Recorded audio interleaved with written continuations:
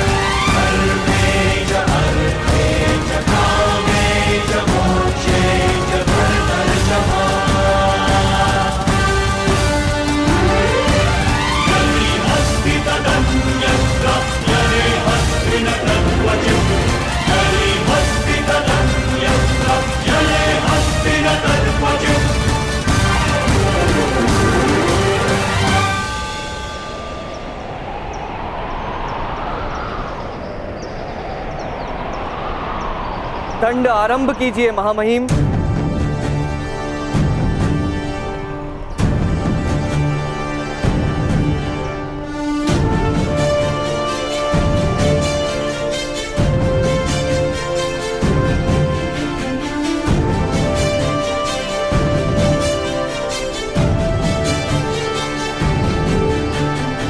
पितामह, यदि आपने घोड़े धीमे से लगाए तो राजा के आदेश का अपमान होगा।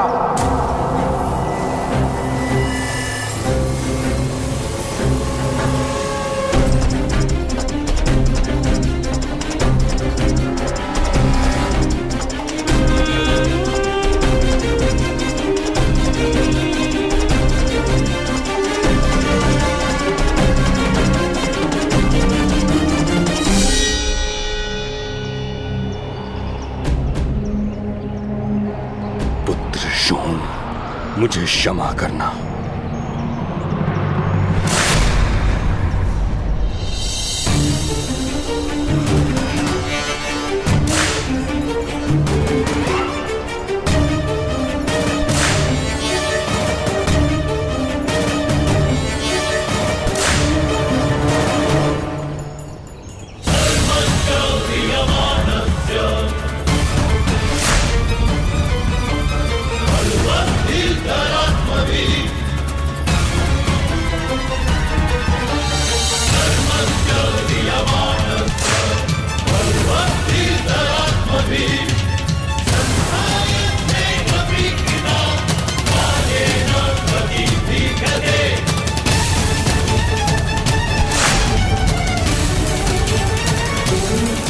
चीखो पुत्र, चीखने से पीड़ा कम होगी।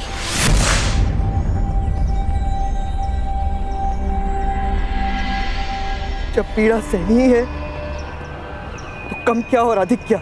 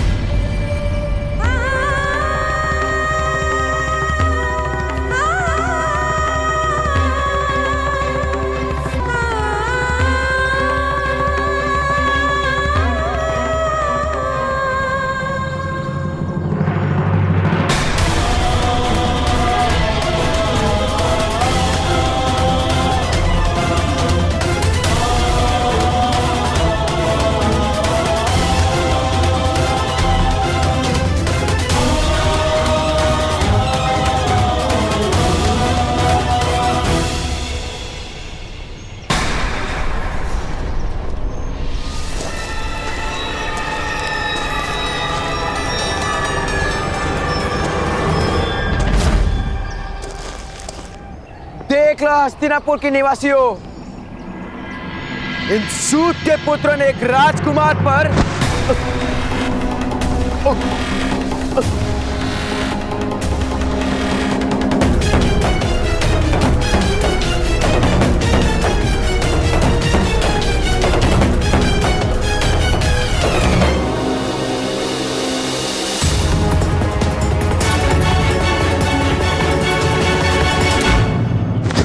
आओ।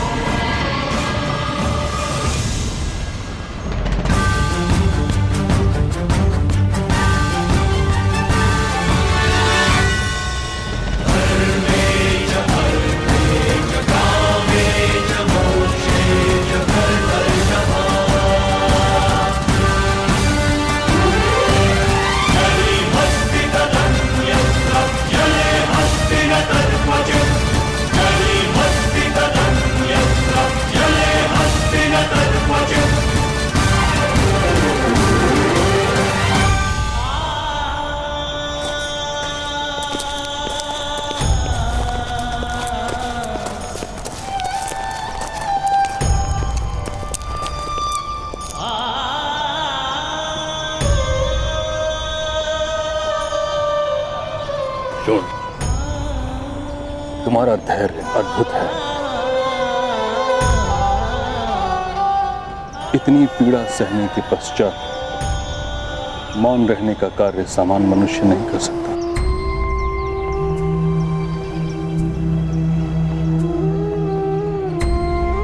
चीख कर दंड देने वाले को संतोष देने की मेरी इच्छा नहीं थी मामाई, तो क्षमा कीजिएगा। तुमने उचित किया शोण। पीड़ित की चीख से अन्याय को बल मिलता है। मैं तुमसे क्षमा मांगता हूं।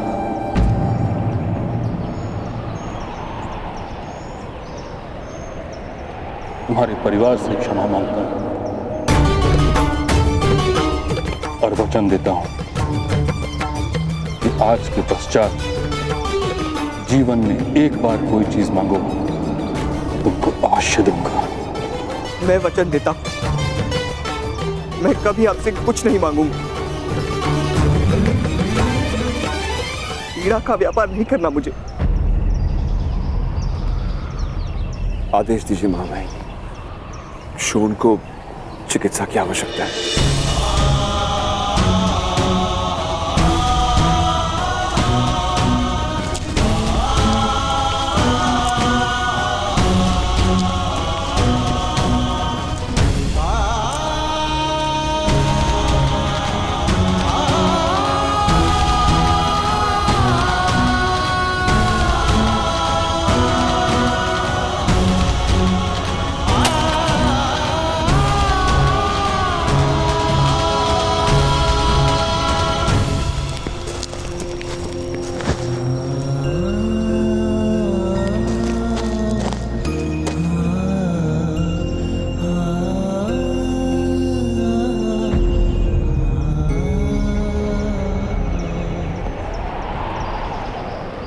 चलो कर्ण।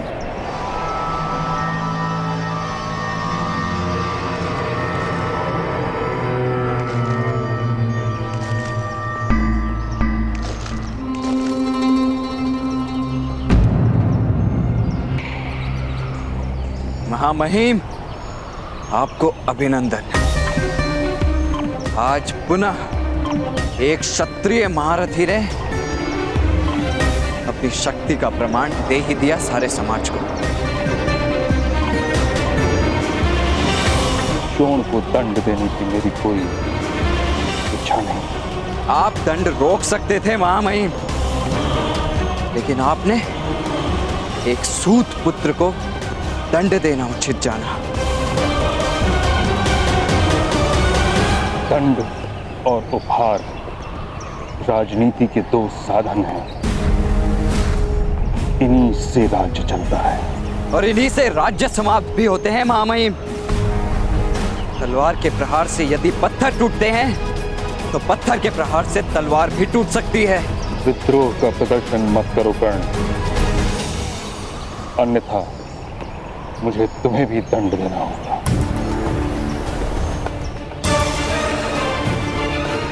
क्षमा कीजिए महामहिम, मुझसे भूल हो गई। आज दंड भोगने की मेरी इच्छा नहीं। वसंत पंचमी के दिन इससे भी बहुत अधिक पीड़ादायक दंड मुझे प्राप्त होने वाला है। आपको विस्मरण हो गया? वसंत पंचमी के उत्सव में आप स्वयं मेरे रथ में विराजमान होने वाले हैं। आज के बाद मुझे प्रतिक्षण उस दिन की प्रतीक्षा रहेगी। उस दिन मुझे प्राप्त होने वाले दंड की प्रतीक्षा रहेगी। उस दिन या तो मेरी मृत्यु होगी या एक योद्धा निकलेगा।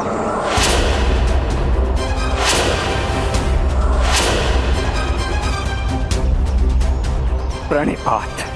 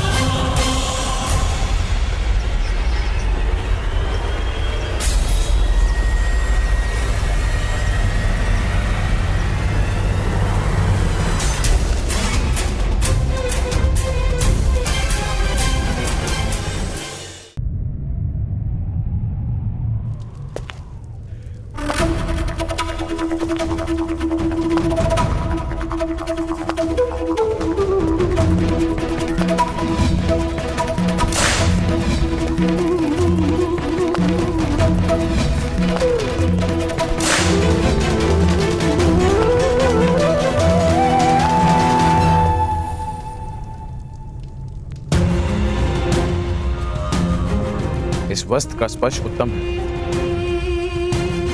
इसका उपवस्त्र निर्मित करवाओ।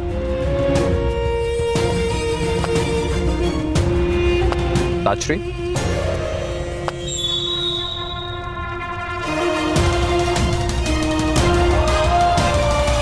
जो वस्त्र हम धारण करते हैं वो दूसरों को दिखते हैं धृतराष्ट्र। क्या तुम कभी ये जान सकते हो कि तुम्हारी छवि इन वस्त्रों में कैसी लगती है, प्रिय या नहीं? एक नेत्रहीन को रंग और छवि से क्या संबंध ताजश्री? वस्त्र और व्यवहार मनुष्य का चरित्र निर्माण करता है। अनुचित वस्त्र और अनुचित व्यवहार से प्रजा की दृष्टि में राजा गिर जाता है। क्या तुम ये नहीं जानते? नेत्रहीन होना दुर्भाग्य है, किंतु मन, बुद्धि और हृदय से दृष्टिहीन होना अपराध है। आज राज्यसभा में पुत्र प्रेम के कारण तुमने एक सूत के बालक क्षोण को दंड दे दिया और यह स्थापित कर दिया कि इस राज्य में किसी को न्याय नहीं प्राप्त हो सकता। न केवल ये, बल्कि तुमने अपने पुत्रों को यह विश्वास दिला दिया कि वो हर प्रकार का दुष्कर्म करने का अधिकार रखते हैं। यदि दंड ना देता तो राजकुमारों का अपमान इस समाज की रीत बन जाती ताजश्री। दंड के आधार पर सम्मान तो प्राप्त हो सकता है, किंतु उत्तम व्यवहार से समर्पण प्राप्त होता है और इस समय राज परिवार को समर्पण की आवश्यकता है, सम्मान की नहीं। बल के प्रयोग से ही समर्पण प्राप्त होता है ताजश्री। बल से विद्रोह उत्पन्न होता है, इतिहास साक्षी है। अगर इतना सरल सा सिद्धांत तुम्हें समझ में नहीं आता तो तुम राजा बनने के योग्य नहीं हो।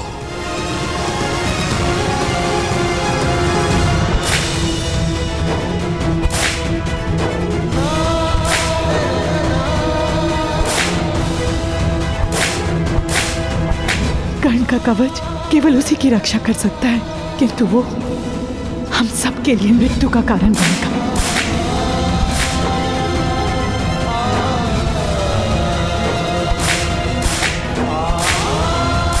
सूत धनुष का स्पर्श करता है, उसका हाथ काट दिया जाता है। अपराधी 10 कोड़े मारने का आदेश है।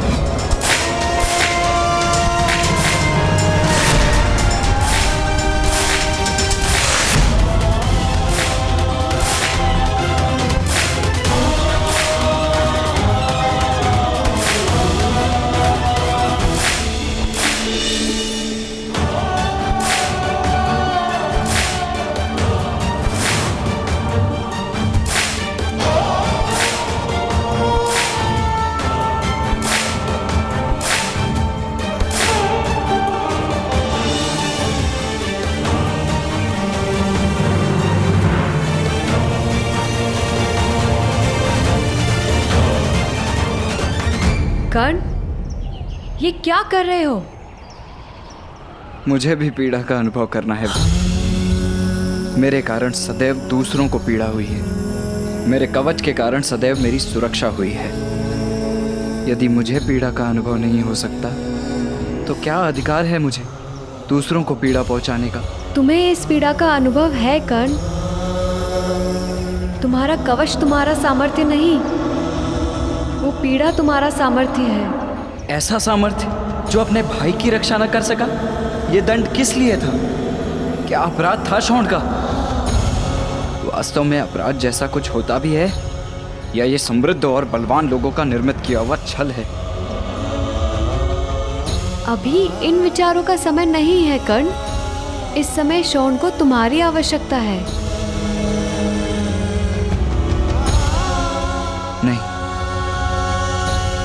नहीं, मैं घर नहीं जा सकता वृषाली। मैं शौंड की पीड़ा नहीं देख सकता। उसकी देह पर पड़ने वाला एक एक घाव मेरे हृदय को चीर रहा है। अब उसकी एक एक चीख से मुझे मृत्यु की इच्छा होगी। आज प्रथम बार ऐसा प्रतीत हुआ कि मेरा समग्र जीवन एक कारागार है। मुक्ति केवल एक कल्पना है, स्वतंत्रता एक छलावा है। वास्तव में मृत्यु ही मेरे जीवन की बेड़ियों को तोड़ने का एक मार्ग है।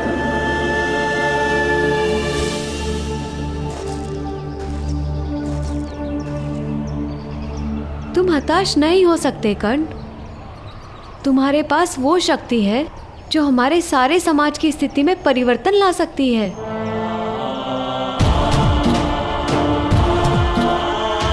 चलो कर्ण, शौंड की पीड़ा से भागो मत, उसे देखो, उस पीड़ा को अपना परिचय बना लो।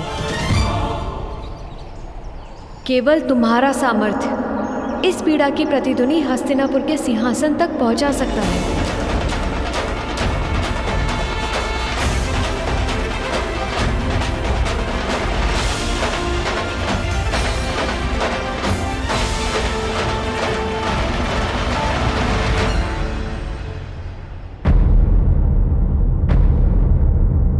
मैं जाकर पांडु को आदेश देता हूं कि अपने ज्येष्ठ पुत्र को राज अभिषेक के लिए शीघ्र ही। ताचरी, महाराज, ईश्वर ने किस बात का प्रतिशोध लिया है हमसे?